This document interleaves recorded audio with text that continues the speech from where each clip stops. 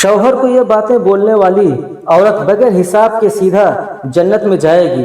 اگر آپ ایک عورت ہیں تو ضرور یہ باتیں اپنے شوہر کو بولا کریں، پھر سیدھا جنت۔ بسم اللہ الرحمن الرحیم۔ دنیا کا بہترین خزانہ نیک بیوی ہے۔ جب شوہر اس کو دیکھے تو وہ شوہر کو خوش کر دے، جب شوہر اس کو کوئی حکم دے تو اس کی بات مانے، اور جب وہ گھر سے باہر ہو تو اس کی حفاظت کرے۔ عورت اللہ پاک کا خوبصورت ترین تحفہ ہے۔ حدیث مبارکہ میں آیا ہے کہ نبی کریم صلی اللہ علیہ وسلم نے فرمایا، بہترین بیوی وہ ہے جب تم اسے دیکھو تو تمہارا جی خوش ہو جائے، جب تم اسے کسی بات کا حکم دو تو وہ تمہاری اطاعت کرے، اور جب تم گھر میں نہ ہو تو وہ تمہارے پیچھے تمہارے مال کی اور اپنے نفس کی حفاظت کرے۔ نیک عورت حقیقت میں وہی ہے جو اپنے شوہر کی اطاعت و فرما برداری کرے۔ عورت کے لیے اللہ اس کے رسول کا حق ادا کرنے کے بعد شوہر کے حق سے بڑھ کر کوئی حق نہیں رہ جاتا۔ نیک عورت سرمایہ ہے، قیمتی تحفہ ہے۔ عورت کو حفاظت سے رکھا جاتا ہے، دوسروں سے سنبھال کر چھپایا جاتا ہے۔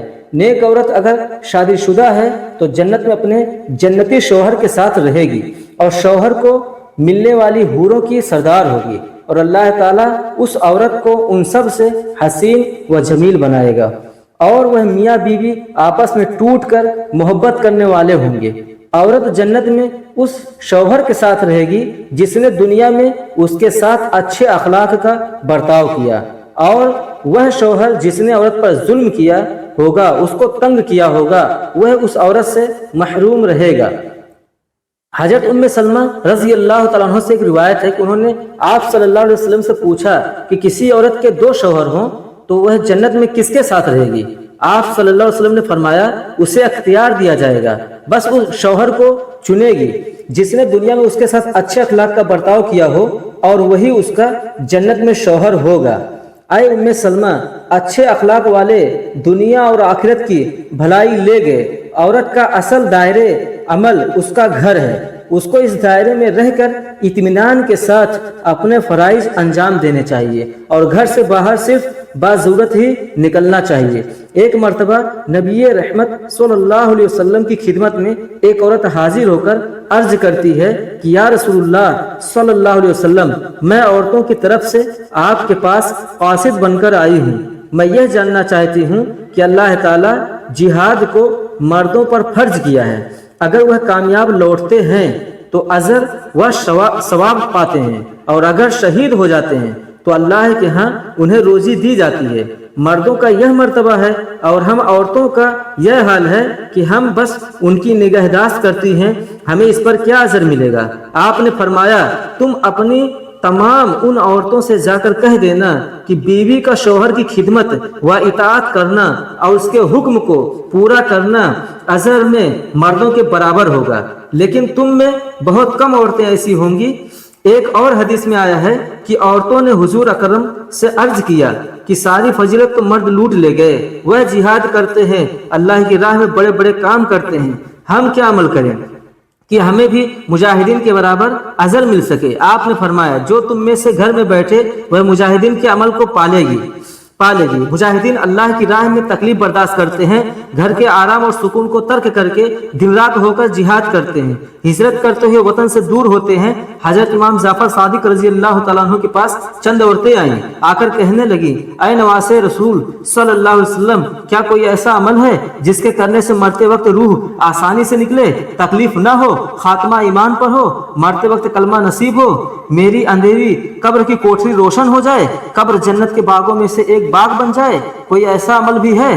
حضرت امام جعفر صادق رضی اللہ عنہ نے فرمایا، اے اسلام کی مقدس شہزادیاں، عورت کے منہ سے نکلے یہ جملے اللہ تعالیٰ کو بہت ہی زیادہ پسند ہے، اور سنو، اللہ تعالیٰ کے پسندیدہ کام کرنے والی عورت جب مرتی ہے تو قبر سے سیدھا جنت میں چلی جاتی ہے، بغیر حساب و کتاب کے جنت میں چلی جاتی ہے۔ جو عورت اللہ تعالیٰ کے پسندیدہ کام پر سر انجام دیتی ہے۔ عورتوں نے پوچھا، اے نواسے رسول صلی اللہ علیہ وسلم، بتائیں تو صحیح وہ جملے کون سے ہیں؟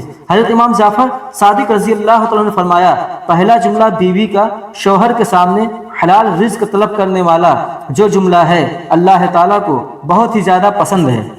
حلال رزق طلب کرنے والی بیوی، حلال رزق مانگنے والا، یہ جو جملہ ہے جو بیوی اپنے شوہر کو کہتی ہے، میرے سرتاج میرے گھر میں لے کر آنا تو حلال کا لقمہ لے کر آنا، اور اگر تم حرام کی روزی لے کر گھر میں آؤ گے تو میں اپنے بچوں کو وہ روزی نہیں کھلاؤں گی۔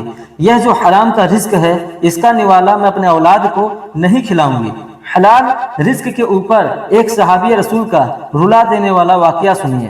ایک غریب صحابی تھے، وہ روزانہ محنت مزدوری کرنے کے لیے صبح سویرے گھر سے باہر نکل جاتے، روزی کی تلاش میں نکل جاتے، شام کو مزدوری کر کے واپس گھر میں آ جاتے، خود بھی کھاتے، اپنے بیوی کو بھی کھلاتے۔ ایک دن یہ صحابی گھر سے باہر نکلے تو سارا دن کھاک چھان مارتے رہے، پورا دن روزی کی تلاش کرتے رہے، مزدوری تلاش کرتے رہے، انہیں کوئی مزدوری نہ ملی، روزی نہ ملی، خالی ہاتھ شام کو واپس گھر آ گئے۔ گھر میں کھانے کے لیے کچھ تھا ہی نہیں، خالی پیٹ شوہر اور بیوی سو گئے، بھوکے سو گئے، صحابی اور صحابیہ بھوکے سو گئے۔ دوسرے دن پھر گھر سے باہر نکلے روزی کی تلاش میں، سارا دن کھاک چھان مارتے رہے، کام نہ ملا، مزدوری نہ ملا، شام کو خالی ہاتھ واپس آ گئے، دوسری رات بھی بھوکے سو گئے۔ جب تیسرا دن آیا، تیسرے دن بھی وہ صحابیہ اپنے شوہر کو دروازے تک لے گئی رخصت کرنے کے لیے، ڈھیر دعاؤں کے ساتھ میں، تمناؤں کے ساتھ میں، دعاؤں کے ساتھ شوہر کو رخصت کیا۔ شوہر جیسے ہی 4 قدم آگے بڑھا تو بیوی نے کہا رکیے، میری بات سن کر جائیے۔ شوہر رک گئے، بولے کیا کہنا ہے؟ اس صحابیہ غریب بیوی نے کہا کہ میرے سرتاج، اس سوچ کی بنیاد پر کہ میری بیوی 2 دن سے بھوکی ہے، 2 راتوں سے بھوکی ہے، کہیں ایسا نہ ہو کہ آج آپ کو مزدوری نہ ملے اور آپ حرام رزق کو لے کر کے میرے گھر میں آ جائیں۔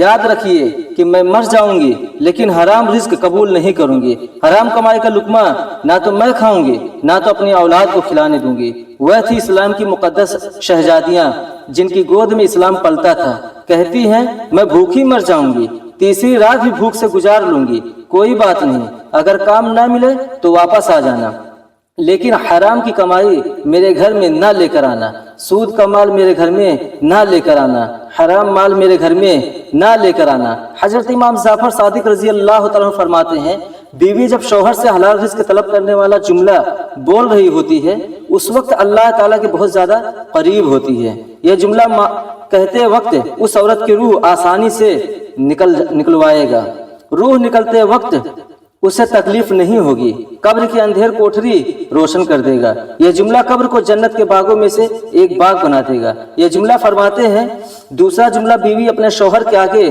کوئی ایسا جملہ بول دے جو جملہ شوہر کی پریشانیوں کو خوشیوں میں بدل دے۔ شوہر پریشان تھا، غمگین تھا، بیوی نے کوئی ایسا الفاظ کہا، کوئی ایسا جملہ بولا کہ شوہر کی پریشانیوں کو خوشیوں میں بدل دیا۔ یہ جملہ بھی اللہ تعالیٰ کو بہت پسند ہے۔ شوہر کی رضا اللہ کی رضا ہے، شوہر کی خوشی اللہ کی خوشی ہے۔ اگر رب کو خوش رکھنا چاہتی ہو تو اپنے شوہر کو خوش رکھو۔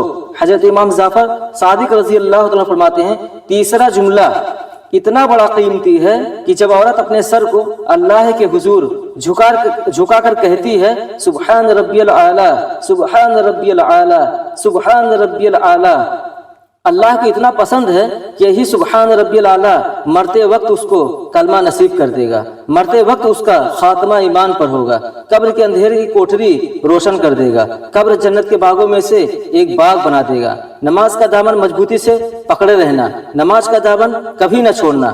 اللہ جب ناراض ہوتا ہے روٹی بند نہیں کرتا، اللہ جب ناراض ہوتا ہے رزق بند نہیں کرتا، اللہ جب ناراض ہوتا ہے تو سجدوں کی توفیق چھین لیتا ہے، اللہ جب ناراض ہوتا ہے تو یہ من اجڑ جاتا ہے۔ جس بندے کا من ہی اجڑ جائے اس کے پاس رہتا ہی کیا ہے۔ فرمایا چوتھا جملہ کہ جو عورت اپنے شوہر کی اجازت کے بغیر کسی غیر مرد سے نہ ملتی، غیر مرد سے بات نہیں کرتی، اپنے شوہر کو ساتھ لے کر چلنے والی عورتیں سیدھا جنت میں داخل ہوں گی۔ فرمایا 5 نمبر، جو عورت اپنے شوہر کا سر فخر سے بلند کرنے والی، ایسی عورت جو اپنے شوہر کو کبھی شکایت کا موقع نہیں دیتی، ہر دم شوہر کو خوش رکھنے والی، ہر موڑ پر شوہر کو سکھ دینے والی عورت سیدھا جنت میں جائے گی۔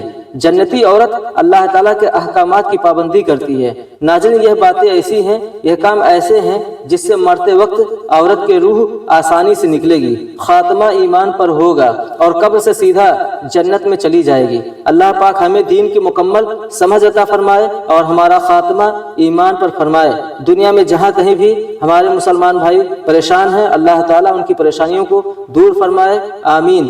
دوستوں، چینل کو سبسکرائب کر لیجئے، بیل آئیکن کو دبا دیجئے تاکہ جب بھی اس طرح کی ویڈیو میں اپلوڈ کروں تو آپ تک پہنچ جائے۔ ویڈیو اگر پسند آیا ہے تو ایک لائک ضرور کیجئے۔ آپ لوگ کمنٹ کر کے بتائیے ہمارا ویڈیو آپ لوگوں کو کیسا لگا۔ ملتے ہیں نیکسٹ ویڈیو میں۔ خدا حافظ۔